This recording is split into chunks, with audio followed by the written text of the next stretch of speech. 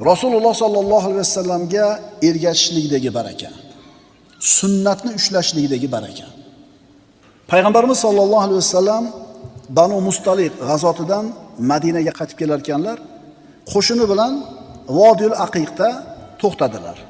Ya'ni shu yerda tunashadi, tong yotgandan keyin Madinaga kirishadi. Madinaga kirishlikdan avval to'xtaladigan oxirgi o'rin. Bu qo'shinning ichida Jobir ibn Abdulloh roziyallohu anhu ham bor edi. U aytadiki, Abdulloh ibn Ravoha bilan birga edim.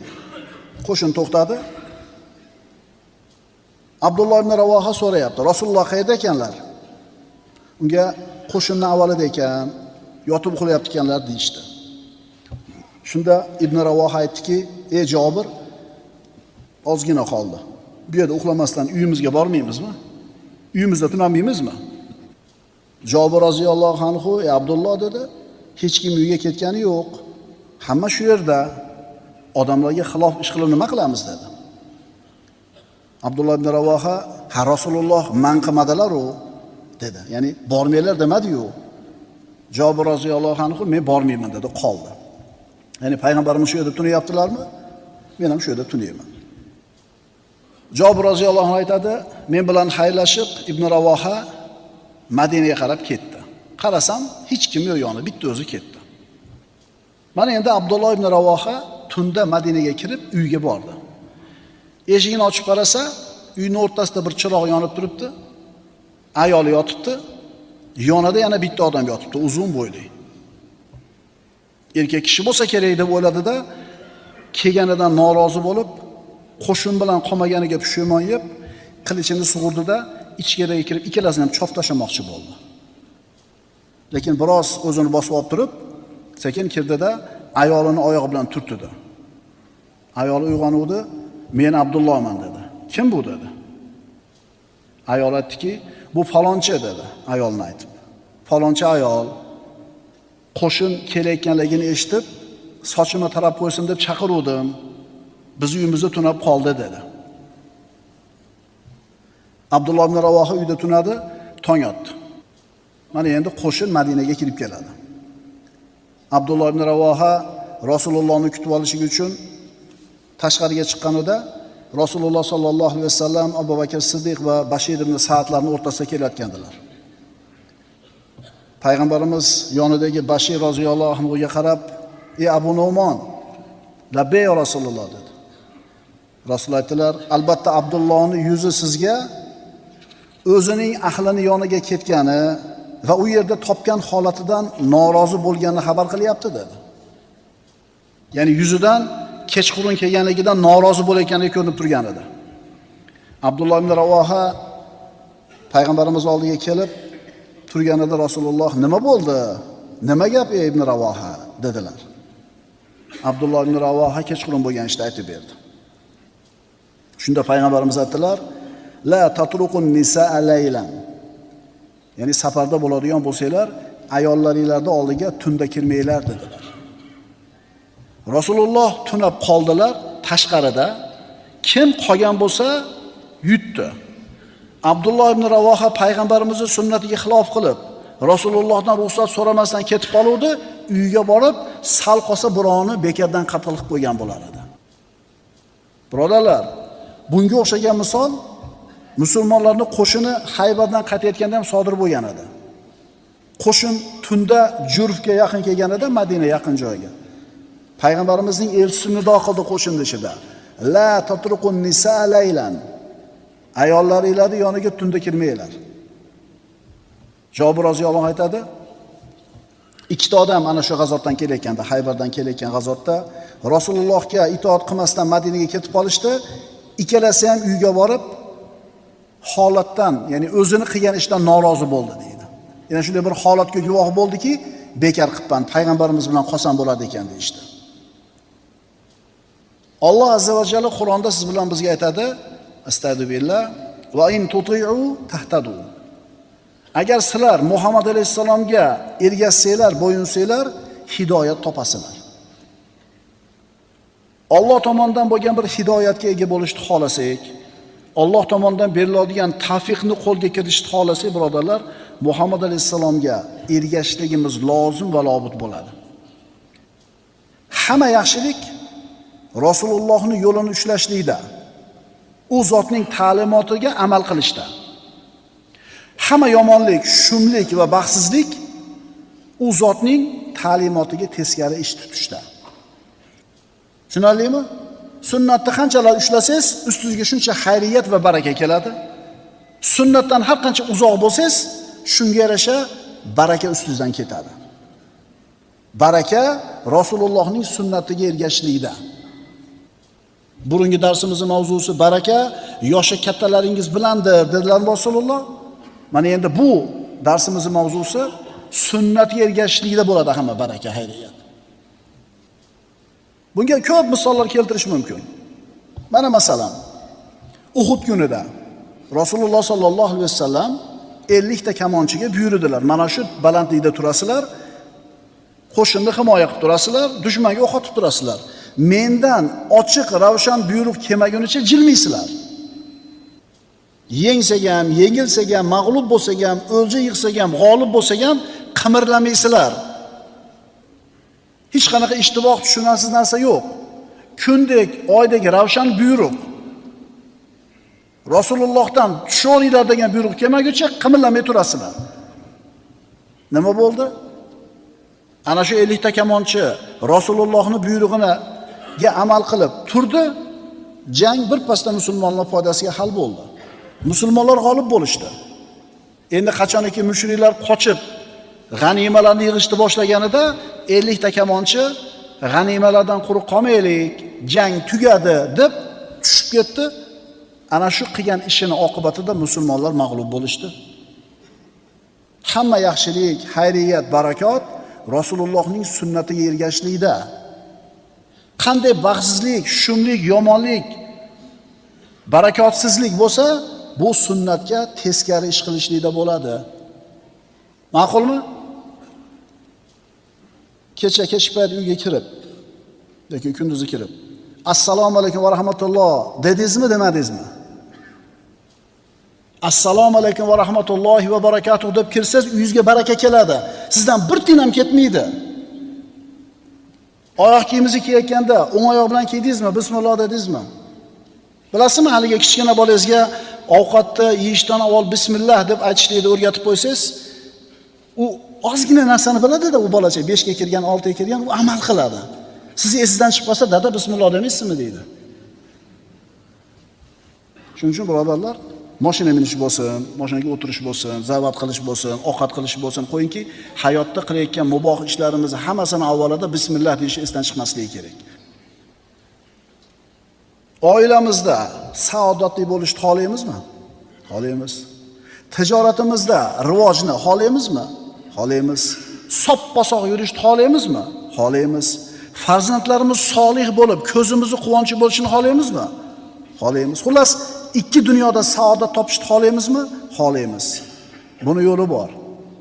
Bu yo'l Muhammad Mustafa sallallohu alayhi vasallamning, Allohning eng suyib tanlab olgan bandasining, habibining, halilining sunnatini mahkam ushlashlik.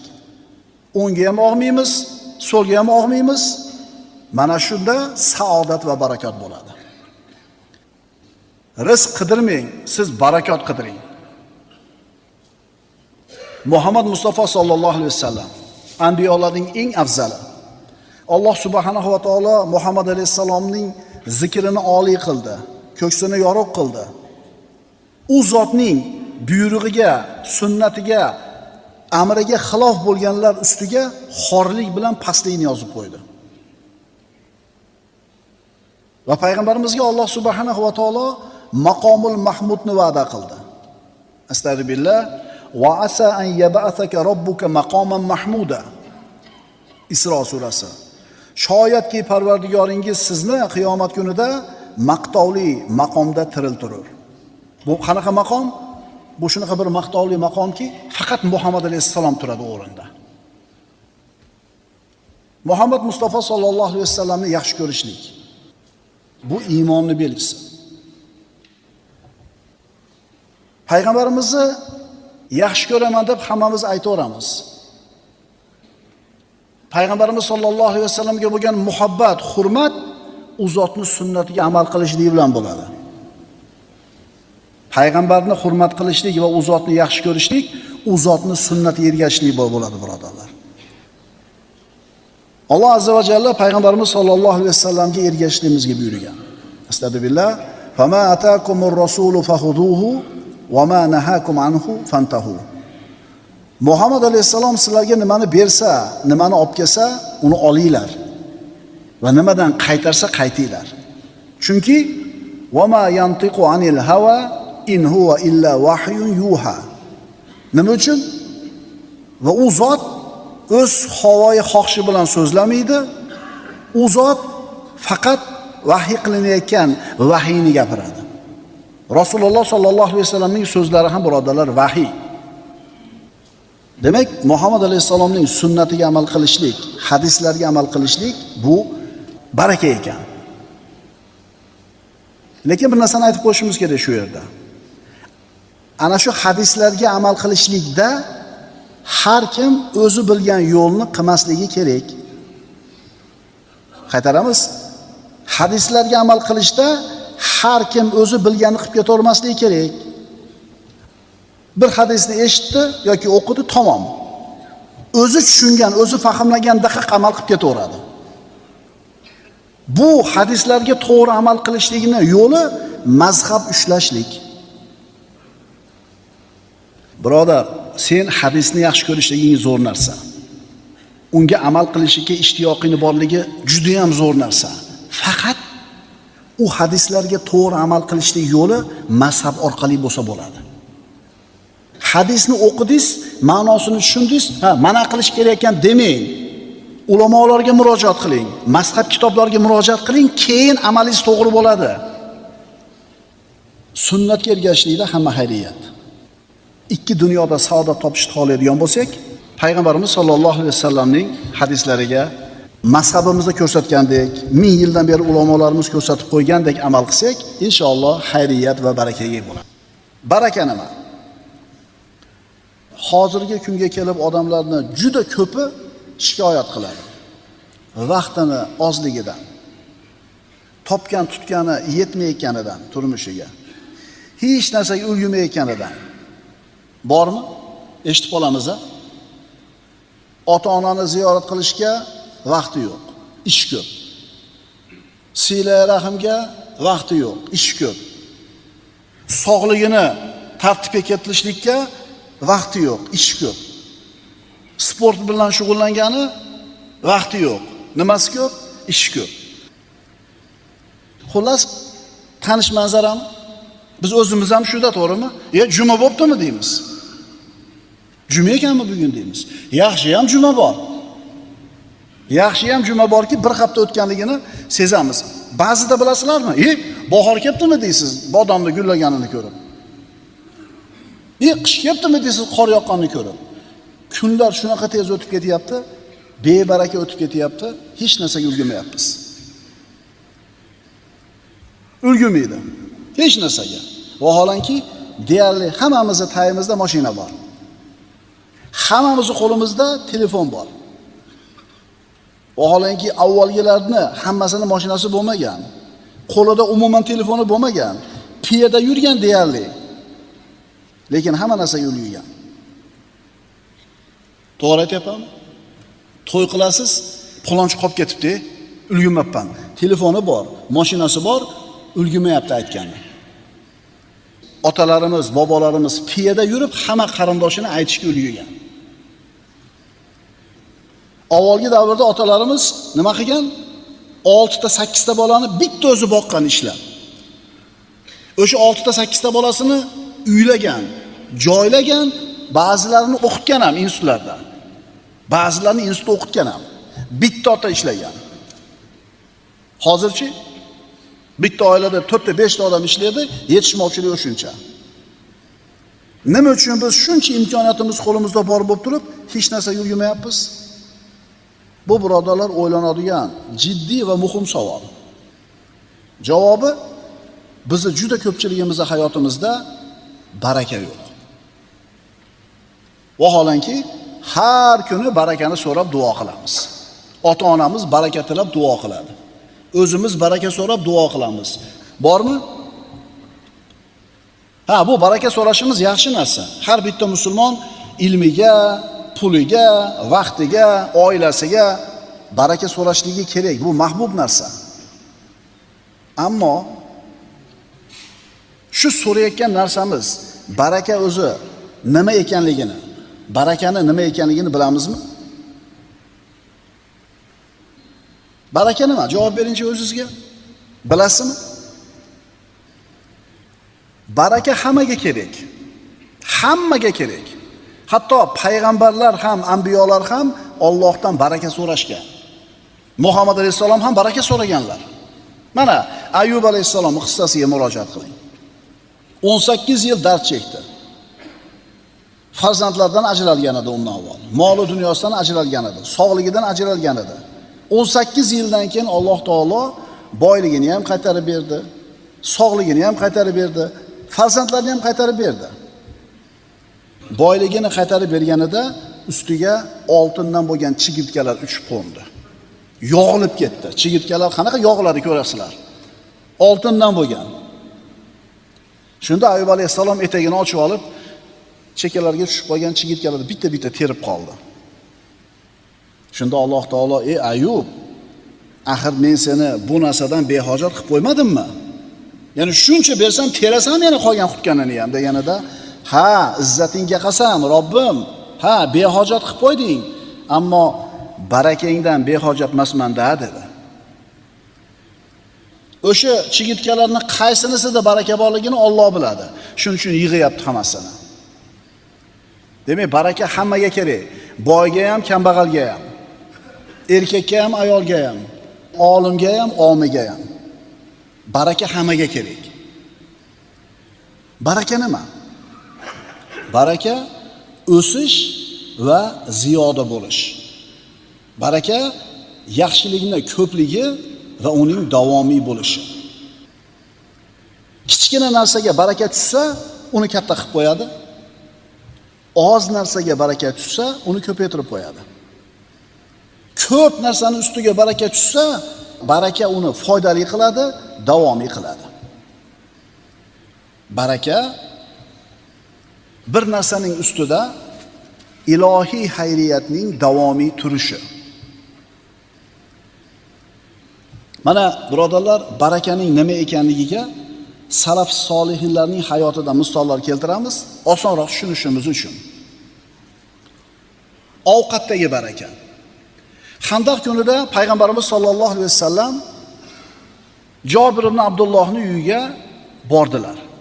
Jobir ibn Abdulloh payg'ambarimiz sollallohu alayhi vasallamning och qolganligini, bir necha kun ovqatsiz yurganligini ko'rib, uyida 3-4 kishiga yetadigan ovqatni ayoliga tayyorlab turib, pishirib turdi, buyurib qo'yib, Rasulullohning oldiga kelib, "Yo Rasululloh, bir 3 ta 4 ta o'zingiz xohlagan odamlar bilan birga bizning uyimizga boring ovqatga" dedi. Payg'ambarimiz sollallohu alayhi vasallam: "Ey qavm, Jobir bizni valimaga chaqiryapti, ketdik" dedilar. 300 ta odam keldi. Jobir roziyallohu anhu uyiga kelib: "Ey xotin, sho'rimizga sho'ra to'kildi. Rasululloh 300 ta odam yetalab kelyaptilar" dedi. Ayoli qarab turib: "Holatni bayon qildingizmi? Ozgina odamga yetadigan ovqatligini aytdingizmi?" "Ha, aytdim" deganida ayoli: "Unday bo'lsa xotirjam bo'ling" dedi. Rasululloh aytdilarmi, demak bir hikmati bor. 5 yoki 6 kishiga yetadigan ovqatni payg'ambarimiz sollallohu alayhi vasallam 300 kishiga, ba'zi rivoyatlarda 1000 kishiga yetkazib berdilar. Tushunyapsizmi? 6 kishining ovqati 300 ta odamga yetyapti. Bu baraka deb tushuntiriladi. Moldagi baraka. Usmon ibn Affon roziyallohu anhu Roma qudug'ini sotib olib musulmonlarga hadiya qildi. Pulga olib ichishar edi bu suvni avval. Bir yahudiyning qudug'i edi. Jayshul Usrani jihozladi. Usmon ibn Affonni payg'ambarimiz sollallohu alayhi vasallamning duosini olishlikka Alloh muvaffaq qildi, moli barakali bo'ldi. Moldagi baraka. Abdurrahmon ibn Avf roziyallohu anhu Jayshul Usrani jihozlashlikka molini yarmini olib keldi. Katta pul edi. Uyingizga ham bir narsa qoldirdingizmi Abdurrahmon deganida, "Yo Rasululloh, yarmi qoldi uyga" dedi. Rasululloh aytdilar, olib kelganingizga ham baraka bersin Alloh, qoldirib qo'yganingizga ham baraka bersin yuziga. Nima bo'ldi? Shu duodan keyin deydi Abdurrahmon ibn Avf, kesakni jildirsam kumush topdim tagidan, toshni jildirsam tilla deydi. Ya'ni bu majoz. Nimaga, qaysi tijoratga qo'l urmasin, ishi rivojlanaverdi, oqib kelaverdi dunyo. Nima bor edi molida? Baraka bor edi. Tushunyapsizmi? Biz olib qolganimizni foyda deymiz. Berganimizni zarar deymiz. Olib qolganimizni o'zimizniki deymiz. Berganimiz ketdi deymiz. Abdurrahmon ibn Avfni 700 ta tuyali karvoni Madinaga keldi. Sirat darslaridan eshitgansizlar. Sahobalarning hayotlari darslarida. Madina shovqin-suron bo'lib ketdi payg'ambarimiz sollallohu alayhi vasallam vafotlaridan keyin. Oysha onamizga buni xabari keldi. Oysha onamiz shovqinni eshitib, "Nima bu shovqin?" deb so'raganida aytishdiki, Abdurrahmon ibn Avfni Shomdan kelgan karvoni shaharni to'ldirib tashadi.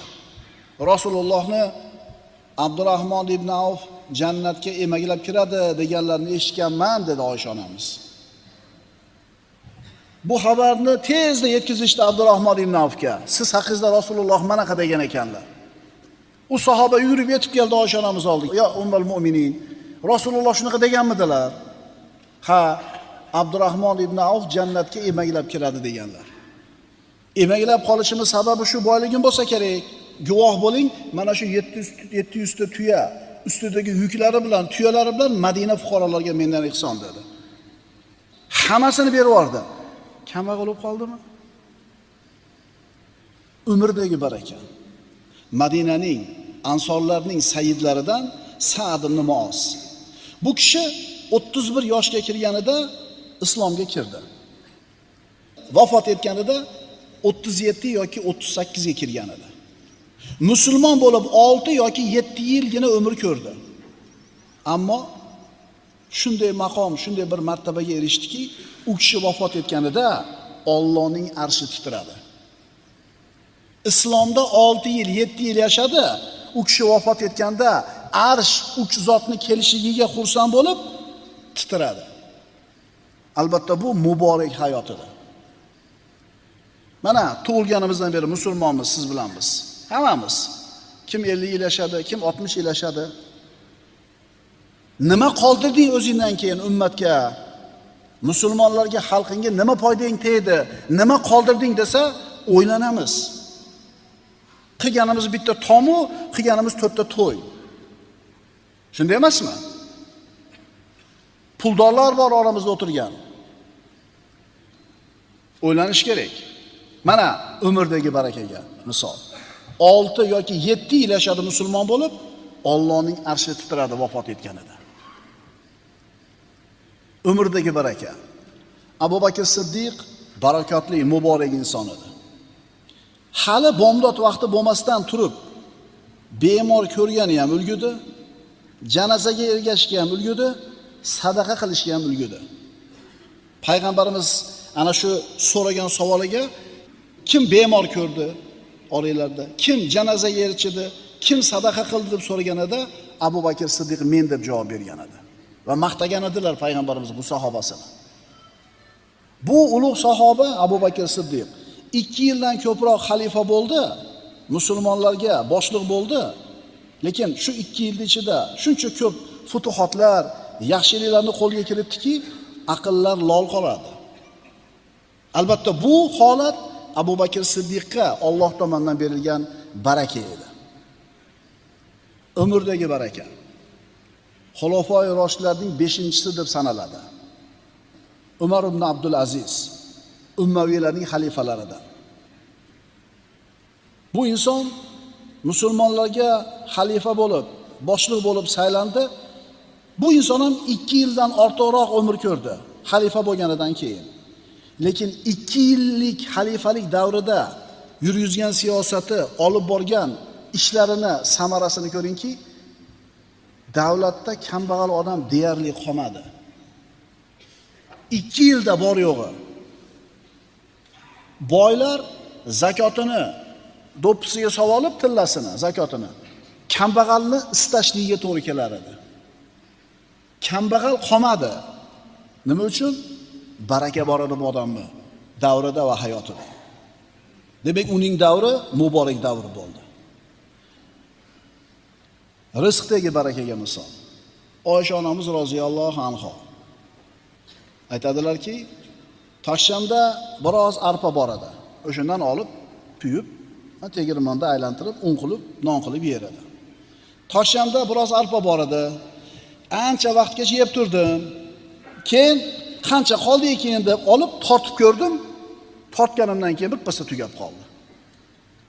Chunki Rasululloh sallallohu alayhi vasallam borligida qo'yilgan nima edi? Arpa edi-da. Vaqtdagi baraka. Salaflardan biri aytadi. Qur'on tilovat qilardim. Har kunlik Qur'on tilovatimni porasi, hizbi ko'paygan sari vaqtimni ziyodalashayotganligini ko'rdim deydi. Ya'ni bugun bir pora o'qisa, bir poraga yarasha baraka kelgan vaqtiga, shunday qilib deydi, bir kunda 10 pora o'qishgacha yetdim deydi. Endi bir kunda 10 pora o'qidimi, 10 poraga yarasha vaqtiga baraka beriladi. Birodarlar, umrdagi barakani Imom Buxoriyning hayotida ko'rmaysizlarmi? 63 yilgina umr ko'rgan. Lekin qoldirib ketgan ilmiy merosini yashab o'tgan davriga bo'lib chiqsangiz, to'g'ri kelmas ekan 63 yilda inson ulgurmas ekan buncha narsaga. Kami 100 yil yoki 150 yil yashash kerak. Bu odam qachon uxlagan, qachon yegan, qachon safar qilgan degan savol tug'iladi. Imom Shofiy 52 yilgina umr ko'rgan. Lekin 52 yilda qoldirgan ilmini, boyligini, merosini 52 yilga bo'lsangiz to'g'ri kelmas ekan. 200 yil yashash kerak buncha narsaga ulgurish uchun. Imom Navaviy 45 yilgina umr ko'rgan. 45 yilda qoldirgan merosini, ilmiy boyligini biz 100 yilda ham o'qib tugata olmayapmiz. Demak, Alloh bu insonlarni umriga, vaqtiga shunday baraka ato qildi. Bu ulug'larimizni hayotiga nazar soladigan bo'lsak, nimalarga guvoh bo'lamiz? Ularni molida baraka bo'lgan. Ularni vaqtida baraka bo'lgan. Ularni rizqida baraka bo'lgan. Amallarida baraka bo'lgan.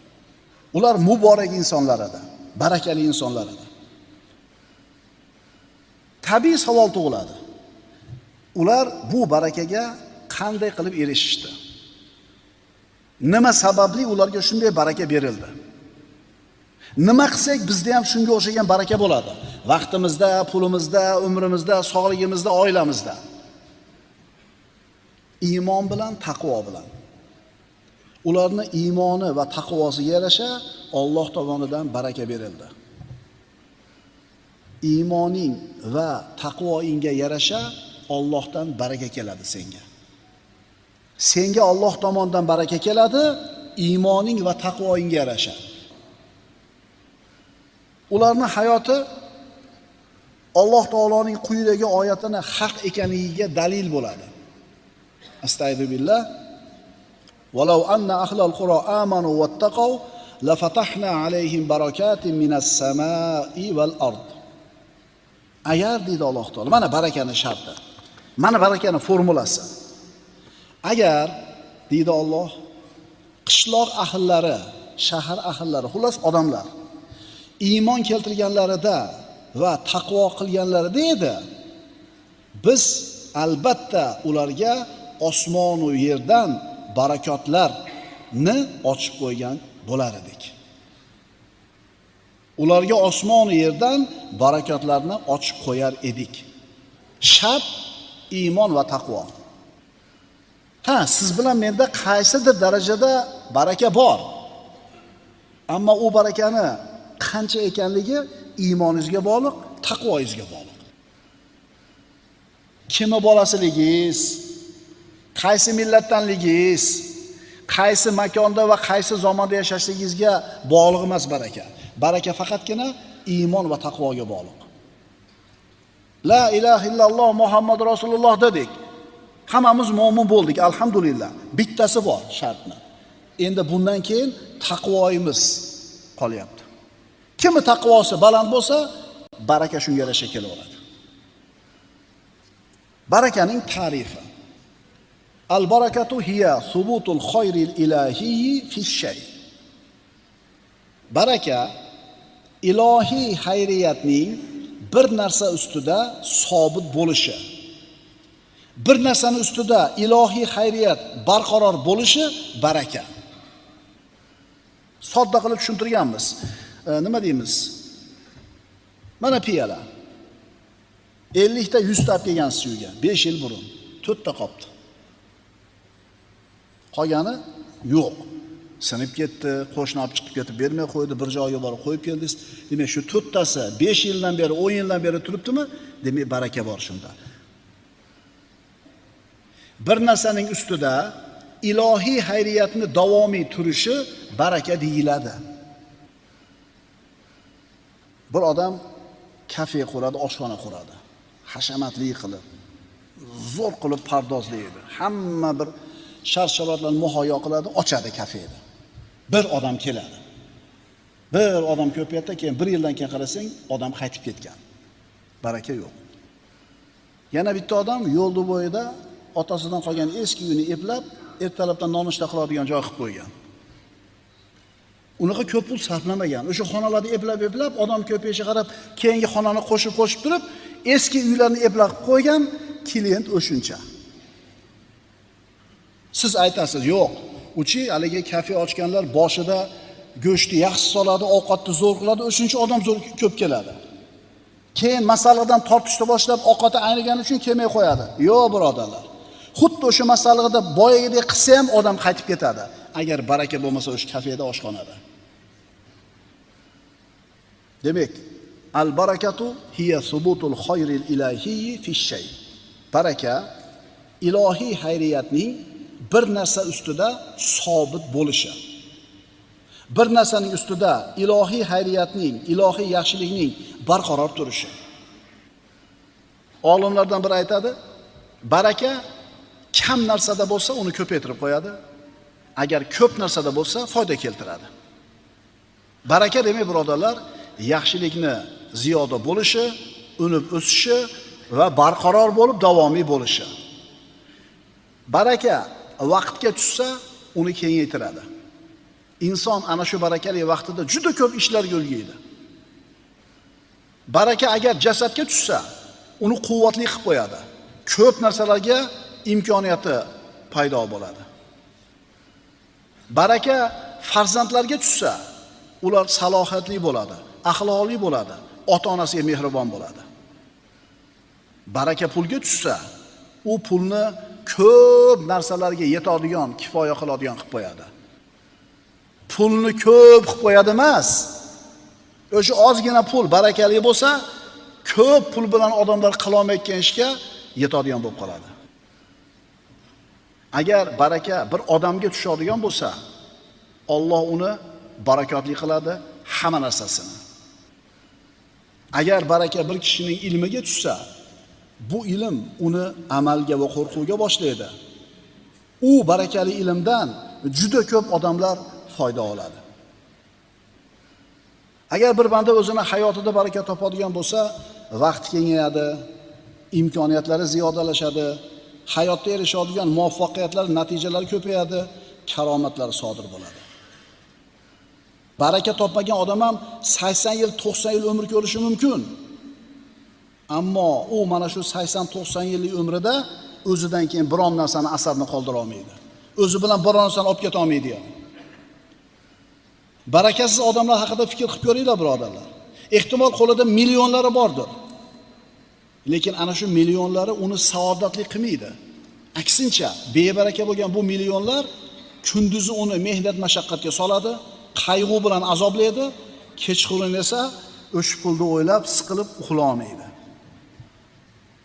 O'sha odamlar bor ekan, aytishdi. Uxlay olmas ekan kechqurun. O'zi soppa-sop. Nimaga uxlay olmaydi? Bo'yiga pul uxlatmas ekan. Demak, bu millionlar uni kunduzi mehnat mashaqqat bilan, qayg'u bilan azobga soladi. Tunlar esa hisob-kitob bilan, qo'rquv bilan uyqusini qochiradi. Yana hayotida baraka topmagan bir odam bor, 10 ta bolasi bor. Hayotida ham baraka yo'q, bolalarida ham baraka yo'q. Bu qanaqa bo'ladi? Xayriyat bo'lmaydi. 10 ta bola boqadi, lekin ulardan hech qaysidan bir vafoni ko'rmaydi. Shirin so'zni, mehribonligini eshitmaydi. Pulni ko'pligi, birodarlar, albatta baraka degani emas. Mansabdor bo'lishlik degani albatta baraka degani emas. Farzandlarning ko'pligi albatta baraka degani emas. Oliy ma'lumot, diplom aniq baraka degani emas. Baraka, birodarlar, qalbdagi bir ajib shuur. Inson uni his qiladi. U his uni nafsini poklanishiga, qalbini osoyishta bo'lishiga, hayotini osudaligiga, ko'zlarini quvonchiga, boriga qanoat qilishga hamda Allohning taqdiriga rozi bo'lishiga olib boradi. Payg'ambarimiz sollallohu alayhi vasallamning hayoti barakot, vaqti barakot, so'zlari barakot, borlig'i barakot. Ko'rmaysizmi? Bor yo'g'i 23 yil payg'ambarlik davrida yer yuzidan birodarlar shirkni, jaholatni ketkizib, tavhid, axloq va ma'rifatni yoyishga ulgurdilar. Qolgan insonlarga ustozlik qiladigan darajadagi ummatni tarbiya qildilar. 23 yilda.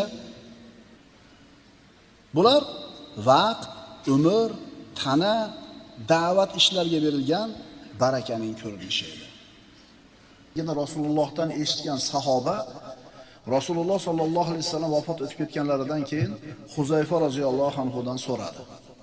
Huzayfa roziyallohu anhuga Rasululloh Madinadagi munofiqlarni nomma-nom aytib tanishtirgandilar. Shularni qarab yur deb buyurgandilar. Mana endi Umar ibn Xattob kelib so'rayapti. Rasululloh sollallohu alayhi vasallam meni munofiqlar qatorida sanaganlarmi? Allohning nomini o'rtaga qo'yib so'rayman. Rasululloh omonat deb aytgan. Huzayfa roziyallohu anhu omonatdor inson bo'lgan. Shuning uchun Rasululloh bu sahobasiga aytganlar. Munofiqlarning kimligini Abu Bakr Siddiqqa, Umar ibn Xattobga, Ali ibn Abi Talibga emas, mana shu sahobasiga aytganlar. Chunki omonatdor odam bo'lgan. Huzayfa roziyallohu anhu yo'q dedi. Endi ular haqida, munofiqlar haqida Rasululloh aytgan so'zni sizdan boshqasiga aytmayman dedi. Allohning nomini o'rtaga qo'yib so'radi, javob berdi va o'zi aytayapti. Allohning nomini o'rtaga qo'yib aytaman, bundan keyin hech kimga aytmayman munofiqlar haqida dedi. Umar Odil, Umar al-Faruq radhiyallohu anhu munofiqlikdan qo'rqib savol so'ragani siz bilan bizga bu kasallik, bu mavzu qanchalar muhim ekanligiga yetarli dalil bo'ladi. Hech kim o'zini qalbida nifoq bor deb bilmaydi. Hammamiz o'zimizni bu nifoqdan omonmiz. Bizi qalbimizda unaqa munofiqlik degan narsa yo'q deb aniq ishonamiz. Lekin Hasan Basriyning so'ziga quloq solaylik-da.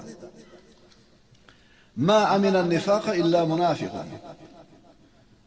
Nifoqdan faqatgina munofiq inson xotirjam bo'ladi. Va ma khafa nifaqa illa mu'min. Munofiqlikdan, munofiq bo'lib qolishlikdan faqatgina mo'min odam qo'rqib turadi. Faqat mo'min xavotir olib turadi. Tushunarlimi? Menda munofiqlik yo'q deyapsizmi? Uje nifoq shu. Munofiqlikdan qo'rqmayapsizmi? Mana shuni o'zi nifoq borligiga belgi emasmi? Hasan Basri aytayaptiki, faqat munofiq xotirjam bo'ladi. Men munofiq emasman deb o'ylaydi. Endi munofiqlikdan qo'rqadigan odam haqiqiy mo'min odam bo'ladi. Menda yo'qmikan shu kasal? Kelinglar shu kasalni ko'rib chiqamiz. Bu nihoyatda bir xatarli mavzu, shuning uchun har bitta mo'min bu narsadan xabardor bo'lishi kerak. Nifoq insonni qalbini quritadigan amal. Bu nima degani? Bu nifoq shunaqa kasallikki, bandani qalbiga kirib qolgan bo'lishi mumkin, ammo buni sezmaydi. Qalbida, nafsida yurgan bo'ladi-yu, ammo buni bilmaydi. Ehtimol nifoqdan qo'rqmayotgan odam munofiq bo'lib bo'lgandir, ammo buni sezmaydi. Chunki nifoq, birodarlar, odamlarga bilinmaydigan maxfiy narsa. Nifoq qalb kasalligi. Shuning uchun ukalar, u munofiq devorgani tilimiz polvon bo'lmasin. Chunki nifoq qalb kasali, buni birov ko'rmaydi. Ha, Nabiy sallallohu alayhi vasallam aytganlar, munofiqning alomati 4 ta. Yolg'on gapiradi, va'dasiga vafo qilmaydi, omonatga xiyonat qiladi, urushib qolsa, ochiq dushmanchilikka o'tadi. Ha, biz aytamiz, mana shu munofiqlikning alomati. Kimda shundan bitta sifat bo'lsa, to'rala sifatdan. Demak, munofiqlikdan bir qismi bor. Biz shu hadisga tayyorlanib aytishimiz mumkin, lekin qalbini Alloh biladi uni. U kofir degani shoshilmaylar deyapman-ku. Endi munofiq deb olganda ham shoshilmaylik. Chunki qalb kasalini birodarlar, siz bilan biz ko'zimiz bilan ko'ra olmaymiz. Biz aytaylik, munofiqlikning bir belgisi bor bu odamda.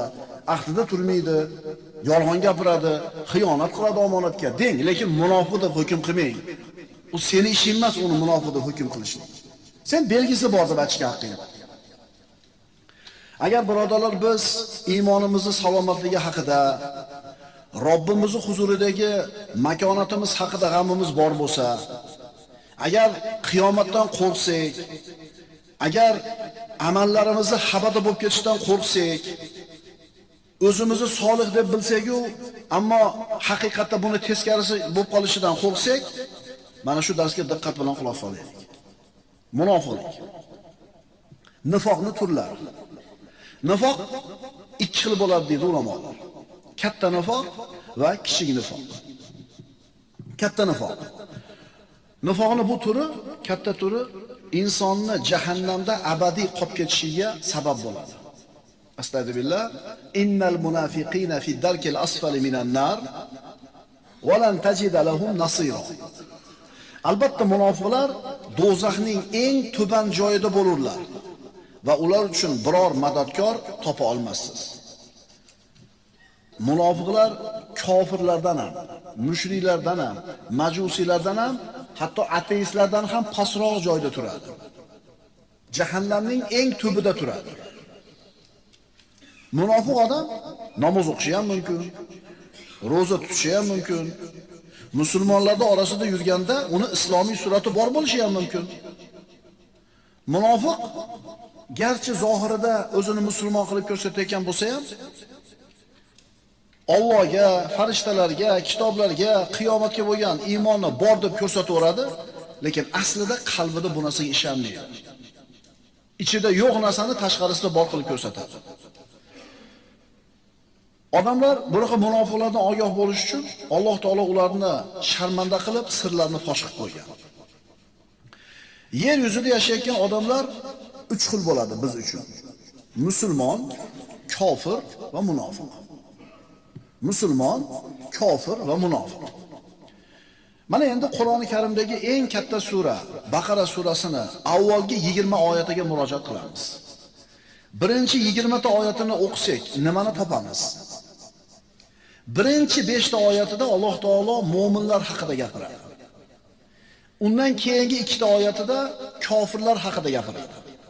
5 ta oyat mu'minlar haqida, 2 ta oyat kofirlar haqida. Endi undan keyingi 13 ta oyatda munofiqlarning xabari beriladi. Tushunyapsizlarmi? Qanchalar bu mavzu xatarli. Mu'minlar haqida agar alif lam mimni chiqarib olsangiz 4 ta oyat oladi, uni qo'ysangiz 5 ta oyat. 2 ta oyat kofirlar haqida, qolgan 13 ta oyat munofiqlar haqida. Nima uchun? Bu nifoqning qanchalar xatarli ekanligini siz bilan biz his qilishimiz, bilishimiz uchun. A'udhu billahi minash shaytonir rojim. Bismillahir rohmanir rohim. Alif lam mim. Zalikal kitab la rayba fihi hudan lil muttaqin. Allazina yu'minuna bil ghaibi wa yuqimuna as-salata wa mimma razaqnahum yunfiqun. Alif lam mim. Haq ekanligiga hech qanday shak shubha bo'lmagan ushbu kitob g'oyibga ishonadigan, namozni to'kis ado etadigan va biz rizq qilib bergan narsalardan infoq ihson qiladigan taqvodagi kishilar uchun rahbar yo'lboshchidir. Vallazina yu'minuna bima unzila ilayka va ma unzila min qablik va bil oxirati hum yuqinun. Ular sizga nozil qilingan va sizdan ilgari tushirilgan narsalarga iymon keltiradilar va oxirat kuniga aniq ishonadilar. Ulaika ala hudan min robbihim va ulaika humul muflihun. Parvardigorlari tarafidan hidoyat topganlar ana o'shalardir va najot topuvchilar ham ularning o'zidir. Birinchi 5 ta oyatda musulmonlar, mu'minlar haqida gap ketdi. Endi 2 ta oyat undan keyingi 6-7 oyat. Estağfirullah. İnnellezîne keferû savâun aleyhim a'anzartahum am lam tunziruhum la yu'minun. Küfür yo'lini tutgan kimsalar esa xoh Allohning azobidan qo'rqiting, xoh qo'rqitmang, ularga barobardir, iymon keltirmaydilar. Xatamallohu ala qulubihim va ala sam'ihim va ala absarihim g'ishawatun va lahum azabun azim. Alloh ularning dillarini va quloqlarini muhrlab qo'ygan, ko'zlarini esa parda qoplab qolgan, ular uchun buyuk azob bordir. Bo'ldi. Bu 2 ta oyatda kofirlar haqida gap ketdi. Endi undan keyin kelgan 13 ta oyatda munofiqlarni Alloh taolo sharmandasini chiqardi. Munofiqlarning xabarini berdi. Biz hadisda aytilgan 4 ta belgisini bilyapmiz. Munofiqni yolg'on gapiradi, va'dasiga vafo qilmaydi, omonatga xiyonat qiladi, iza xosama fajara. Urushib qolsa, ochiq dushmanlikka o'tadi. Lekin birodarlar, 13 ga yaqin sifat ketadi mana shu oyatlarda. Xabarimiz bormi? Ehtimol mana shu 13 ta sifatdan siz bilan bizda ham bordir bittasi. Hasan Basri aytayapti-ku, munofiq bo'lib qolishidan, nifoqdan faqat munofiq qo'rqmaydi. Agar chinakam mo'min bo'lsa, doim xavotirda turadi. Menda ham yo'qmi-ku shu sifatdan? Mana endi munofiqlar haqidagi oyatni o'qiymiz birodarlar. Dunyodagi odamlarni 3 ga bo'ldik. Mo'minlar, kofirlar, munofiqlar. Mo'minning ishi oson. U mo'min tamom, mustaqim, aqidasi bor, amali bor, ixlosi bor, taqvosi bor. Kofirning ishi ham oson. Kofir odam o'zini kofirligini yashirmaydi va undan uyalmaydi. Qilayotgan xatti-harakatlarni berkitmaydi. Uni kofirligi aniq, ravshan.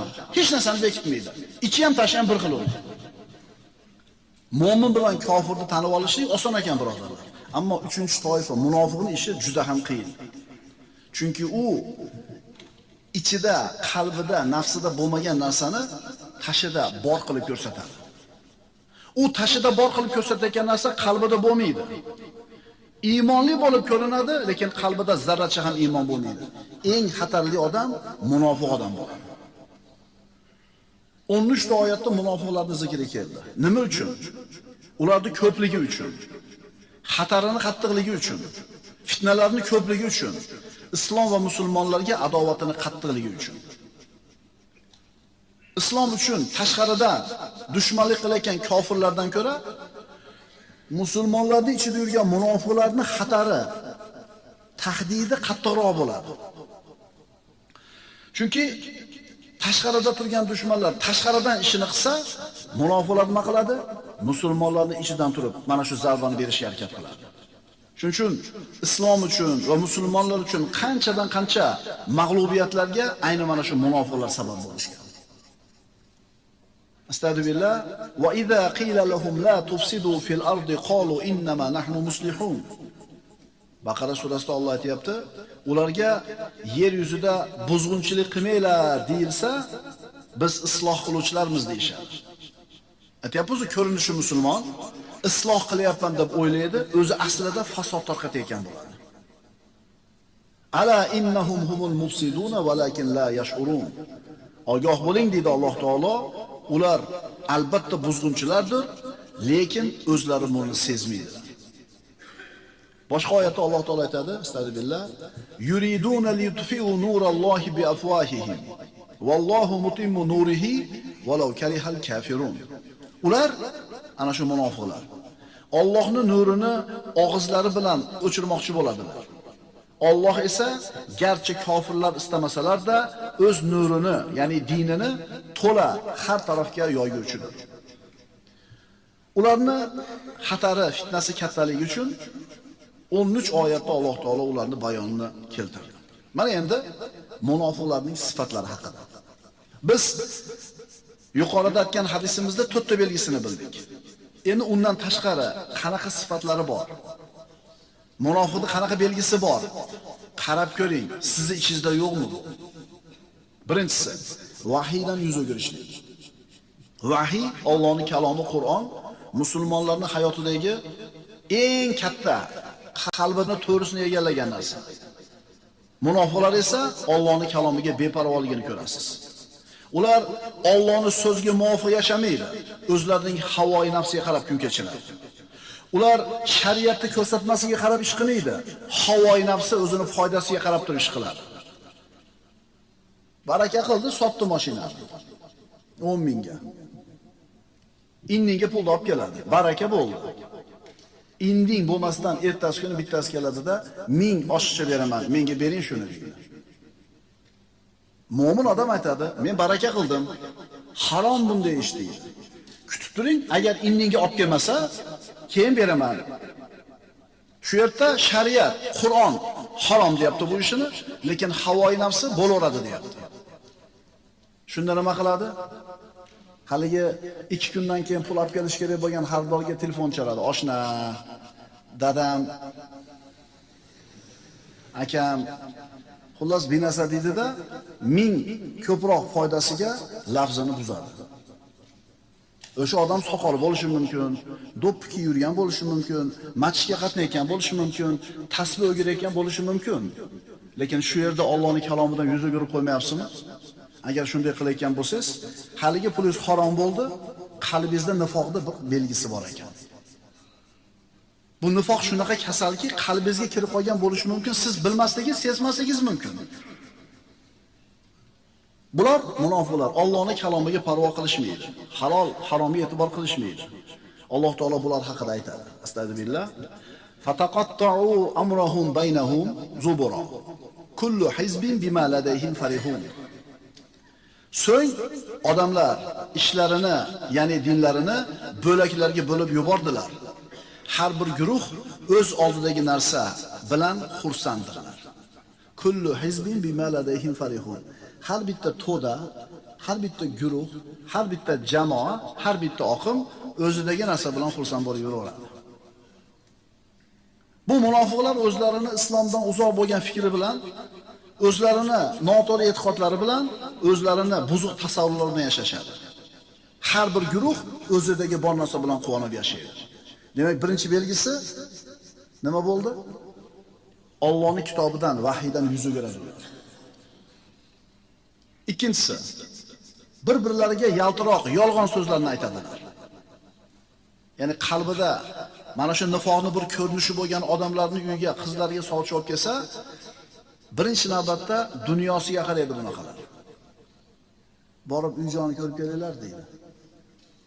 Kuyov bo'lmishdi, dini, axloqi, ta'lim, tarbiyasi, ilmi, amali u keyingi masala.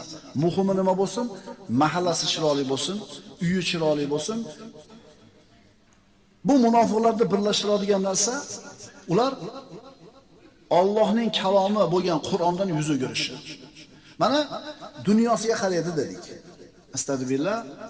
Wala tankihul mushrikati hatta yu'min.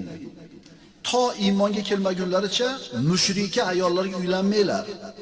Shubhasiz, ozod mushrika ayoldan garchi u sizga yoqsa ham iymonli cho'ri yaxshi. To iymonga kelmagunicha mushrik erkaklarni qizlaringlarga uylanmanglar musulmonlar. Shubhasiz ozod mushrikdan garchi u sizga yoqsa ham iymonli qul yaxshidir. Ulayka yad'una ilan nar. Ular mushriklar do'zaxga chaqiradilar. Alloh o'z izni irodasi bilan jannatga da'vat qiladi va odamlar eslatma olishlari uchun o'z oyatlarini bayon qiladi. Shuning uchun birodarlar, munofiq odam agar uni qiziga xaridor bo'lib kelsa, xaridor bo'lgan tomonni dunyosiga qaraydi, uyiga qaraydi, undan ko'radigan orzu havasiga qaraydi, diniga, taqvosiga, amaliga qaramaydi. Bihim maradun fazadahumullohu marada. Ularning qalblarida maraz bor edi, kasallik bor edi. Bas Alloh ularning marazlarini, kasalliklarini yana ziyoda qildi. Ular uchun qilgan yomonliklari sababli alamli azob bordir. Ularning qalbidagi bu maraz amallariga ham ko'chgan. Bularning amallari ham maraz bo'ladi, birodarlar. Maraziga maraz ziyoda bo'ladi. Demak, uchinchi sifati munofiqlarning kar, ko'r va soqov. To'rtinchi sifati riyo. Munofiqlarning alomatlaridan bittasi riyo. Mana shu narsa orqali uni tanib olsa bo'ladi. Imkon boricha qilayotgan bir yaxshi ishlarini ko'z-ko'z qilishlikni, maqtanishlikni xohlaydi. Xo'ja ko'rsin, 200lamachilik, ichi boshqa bo'lishi, tashi boshqa bo'lishi. Bunaqa munofiqlar yoki shu munofiqlikning bir belgisi bor bo'lgan odamlarda oldida qiladigan ibodati bir turli bo'ladi. Yolg'iz qolgan paytda, uyda qolgan paytda qiladigan ibodati bir turli bo'ladi. Tushunarlimi? Mavqifi, pozitsiyasi riyo. Ixlos juda ham qiyin bular uchun. Alloh taolo aytadi, astagfirullah. Innal munafiqina yukhadi'una Alloha va huwa khadi'uhum. Allohning roziligini istab qilinadigan ishni bir banda qilib, odamlarni muhabbatini istayotgan bo'lsa, bu odam Allohni aldamoqchi bo'layotgan bo'ladi. Masalan, namoz o'qishlikdan maqsad Allohning rizosi. Roza tutishdan maqsad Alloh taoloning roziligi. Bu amallar Alloh uchun qilinishi kerak. Ammo munofiqlar mana shu amallarni qiladi, maqsad Alloh emas. Odamlarning ko'zi, odamlarning hurmati. Demak, bu odam Allohni aldamoqchi bo'lyapti. Robbimiz nima deyapti bunaqalar haqida? Albatta munofiqlar Allohni aldamoqchi bo'ladilar. Holbuki Alloh ularni aldab qo'yuvchidir. Va idza qamu ila solati qamu kusala. Yura'una an-nas va la yadhkuruna Alloha illa qalila. Mana shu narsaga ko'proq to'xtaymiz endi bugun. Munofiqlarning sifatlaridan mana shu oyatda 3 tasi aytilyapti. Birinchisi, namozga yalqov. Idza qamu ila solati qamu kusala. Peshin bo'ldimi? Bomdod bo'ldimi? Bo'ladimi? O'zingizdan istang buni. Namozga yalqovlik bilan turadi. Ikkinchisi, riyo qiladi, xo'ja ko'rsinga, odamlar bilsinga qiladi. Uchinchisi, Allohni kamdan kam zikr qiladi. Zikrni ko'p qilmaydi bu odam. Chunki bu amallar unga og'ir bo'ladi. Shuning uchun aytyapmiz, birodarlar. Kim zikrni ko'p qilayotgan bo'lsa, doim tili zikrda bo'lsa, bu odam nifoqdan omonda bo'ladi. Biz mana shu 3 ta sifatni o'zimizdan qidirib ko'raylik. Qaysilarida? Birinchisi, namozga yalqonlik bilan turadi, 1. Xo'ja ko'rsinga amal qiladi, 2 va Allohni ko'p zikr qilmaydi. Birodarlar, zikrni ko'p qilayotganligimiz siz bilan bizni nifoqdan omon bo'lishimizga sabab bo'ladi. Avvalgi zikr darsimizda aytib o'tdik. Seni zikring banda. Sen Allohni zikr qilishing ikkita zikr o'rtasida turadi.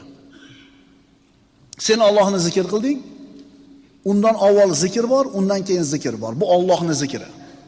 Ya'ni avval seni Alloh zikr qilib eslasa, keyin eslay olasan Allohni. Keyin zikr qila olasan Allohni. Endi Allohni eslaganingdan keyin Alloh seni yana eslaydi. Payg'ambarimiz sollallohu alayhi vasallam aytibdilar, Robbisidan hadis qudusiyda, kim meni o'zini nafsida zikr qilsa, men o'zimni nafsimda zikr qilaman deyapti. Sen Allohni zikr qilishing bilan Alloh seni zikr qilishini o'rtasida bilasanmi, qanaqa katta farq bor? Kim meni dedi Alloh taolo bir majlisda zikr qilsa, men uni bularning majlisidan ulug'roq majlisda zikr qilaman deydi. Farishtalarning ichida. Birovga Alloh taolo dunyo bersa, sizda yo'q bo'lsa qarab turib ozgina alam qiladi. Insonmizda. Menga ham bersa edi. Birovga dunyo berdi, birovga mansab berdi, birovga farzand berdi. Qo'yingki, dunyo matohidan bir narsa bersa va u narsa sizda yo'q bo'lsa, alam qiladi ba'zida. Qarshi emassiz, taqdirga norozi emassiz, lekin baribir bermadi-da, menga ham deb ozgina alam qilib qoladi. Endi siz Allohni zikr qilmayotganligingiz nimani belgisi ekan? Alloh sizni eslamayotganligini belgisi ekan. Alam qilmaydimi? Biz qachon Allohni zikr qilamiz ekan? Qachon subhanalloh, qachon astag'firulloh, qachon la ilaha illalloh deymiz ekan? Alloh bizni eslagan bo'lsa. Bu oyatda munofiqlarning alomatlaridan 3 tasi aytildi. Namozga yalqov, riyo uchun ish qiladi va Allohni kamdan kam zikr qiladi. Mana endi birodarlar, Ramazon keldi. ana shu osiy jinlar, shaytonlar zanjirband qilindi, bizni zikrdan to'sadigan. Endi zanjirband bo'lgandan keyin ham bu shaytonlar yana zikrga tilimiz ketmayotganligi nimani belgisi ekan? Birodarlar, nifoqning belgilaridan bittasi. Agar zikr bizni tilimizda doim bo'lmasa, zikrdan uzoq g'ofil bo'lsak, bizi ham qalbimizda munofiqlikdan bir shingil bor ekan. Munofiqlikning bitta alomati bor ekan bizi qalbimizda. Alam qilsin, zikr qilmayotganlar. Demak, 4-sifati munofiqlar riyo uchun amal qiladi. Riyo uchun amal qiladi. Ikkita tilamchi o'tiribdi. Motivator qilib yozib qo'yibdi surat. Ma'nosi bor surat. Hamma chop tomondagi tilamchiga pul beryapti, o'ng tomondagi tilamchiga hech kim pul bermayapti. O'tiribdi ikki odam shlyapasini qo'yib. Nimaga chop tomondagiga hamma beryapti? O'sha o'tirgan tomonga qaragan kamera bor ekan. Agar bir savobli ish qilgan bo'lsak, Allohdan boshqa hech kim bilmagan bo'lsa, shu amalingizdan umid qiling. Bitta shu amalingiz Allohning rahmatiga sazovor bo'lib qolishiga sabab bo'lishi mumkin. Umid qiling. Hech kim bilmadi. Unaqa katta ish qilib qo'ysangiz, hech kim bilmasa, alam qilayotgan bo'lsa, munofiqlikdan bir chimdim bor. 5-sifati. Sarsonlik va hayronlik. Munofiqlar o'zlarini kimlar bilan birga ekanligini aniq bilmaydi. Ular bilanmi, bular bilanmi? Yomonlar bilanmi, yaxshilar bilanmi? Ibodatdagilar bilanmi yoki kayf safodagilar bilanmi? O'zlari ham bilmaydi. Bir joyda qaror topmaydi.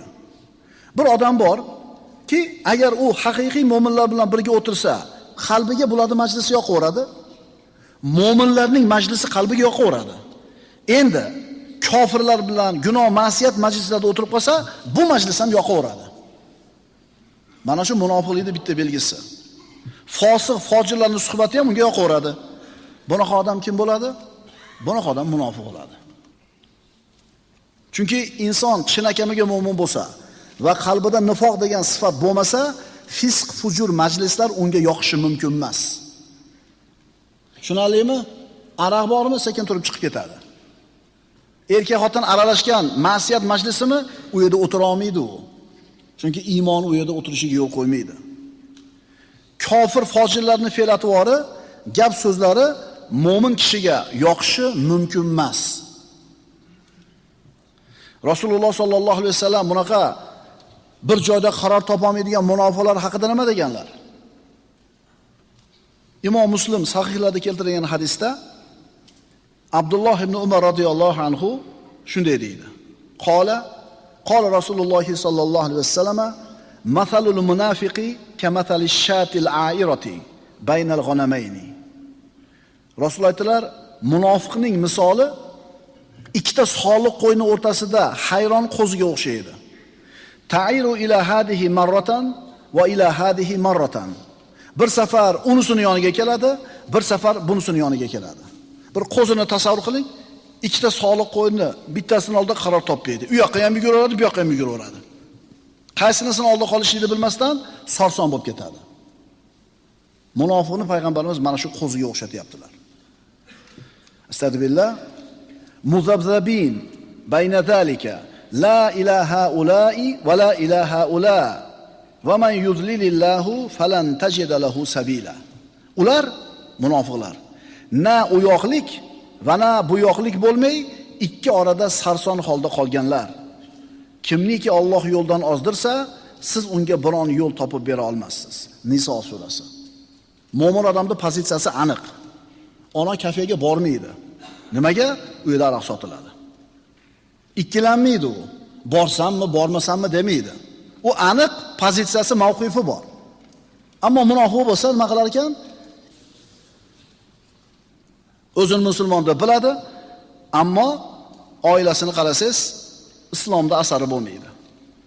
Bunaqa munofiq odamlar er xotin aralashib, er xotin qo'ltiqlashib, har qanday majlisga kirib ketaveradi. Agar chinakam musulmon deb bo'lsa, bunaqa joylar musulmonlar o'tiradigan joy emasligini bilishligi kerak. Demak, 5-alomati munofiqlar bir joyda qaror topa olmaydi. Ikkala tarafga ham o'ynayveradi. Munofiqlarning sifatlaridan 6-inchisi musulmonlarga yomonlik yetishiga ko'z tikib turadi. O'zini musulmon deb biladi, lekin musulmonlarga zarar yetsa, shuni ko'rib quvonadi. Yaxshilik yetsa musulmonlarga, biz birodarmiz, sizlar bilan birgamiz, mo'minmiz, biz sizlarga yordamchi bo'ldik deb qasam ichishadi. Ammo vaziyat musulmonlarning zarariga yurib qoladigan bo'lsa, ana shu musulmonlarga zarar yetkazayotganlar tomonga qarab, biz sizlar bilanmiz, biz sizlarga do'stmiz deydi. Astagfirullah. Allazina yatarabbasuna bikum fa in kana lakum fathun minalloh qalu alam nakun ma'akum. Ular deydi Alloh taolo, ya'ni munofiqlar, sizlarga ko'z tikib turadilar. Agar sizlarga Alloh tomonidan fathu zafar bo'lsa, biz ham sizlar bilan bir dindamizku deydilar. Va in kana lil kafirina nasibun qalu alam nastahwiz alaykum va namna'akum minal mu'minin deyshadi. Agar g'alaba kofirlarga nasib bo'lsa, biz sizlardan ustun bo'lgan va sizlarni mu'minlardan himoya qilgan emasmidik deyshadi. Hozir aytayapmiz-ku, shamol qaysi tomonga esadigan bo'lsa, o'sha tomonga og'averadi. O'zini prinsipi bo'lmaydi bunaqa odamni. Alloh taolo nima deydi? Fallohu yahkumu baynakum yawmal qiyama va lan yaj'alallohu lil kafirina alal mu'minina sabila. Endi qiyomat kunida Alloh o'rtalaringda hakamlik qilur va Alloh hargiz kofirlar uchun mu'minlar ustiga yo'l bermagan.